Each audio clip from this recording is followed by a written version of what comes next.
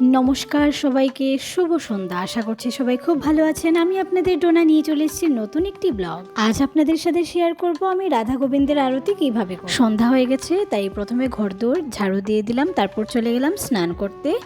স্নান শেষ করে এসে তারপর অল্প জল প্রত্যেকটা রুমের সামনে অল্প জল ছিটিয়ে দিয়ে দিলাম। তারপর এভাবে ধূপকাঠি জ্বালিয়ে প্রথমে চলে গেলাম মা তুলসীর বেদির সামনে। সেখানে গিয়ে তুলসী মাকে প্রণাম করে তুলসী মার সকালে যে ফুল দিয়েছিলাম, তো সেই ফুলটা নামিয়ে ওনাকে ধূপকাঠি দেখিয়ে তারপর চলে আসি। তারপর এভাবে ওনাদের জন্য প্রসাদ রেডি করে নিলাম, অল্প নকুল বাতাসা আর জল। যেদিন যেটা সম্ভব হয় সেদিন সেটাই অর্পণ করি আর কি। তারপর শঙ্খ ঘণ্টা বাজিয়ে উলু দিয়ে সন্ধ্যা দিয়ে দিলাম প্রথমে। তারপর সন্ধ্যার উপাসনা করে চলে গেলাম এবার রাধা গোবিন্দের আরতি করতে।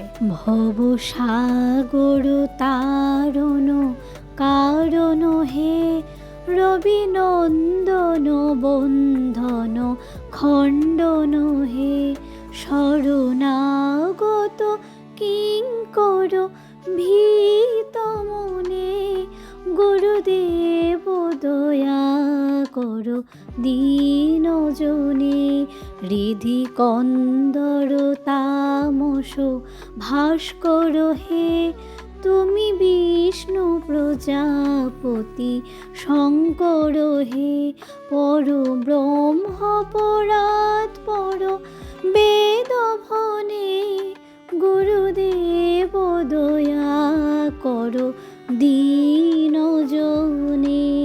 সন্ধ্যারতি শেষে প্রসাদ নামিয়ে তারপর ঠাকুরের চরণে যা ফুল ছিল বা তুলসী পাতা যা যা ছিল সব কিছু নামিয়ে এভাবে শয়নে ঠাকুরকে দিয়ে দিলাম। তো কেমন লাগলো আমার ভিডিওটি আপনারা জানাবেন। সবাই ভালো থাকবেন, সুস্থ থাকবেন।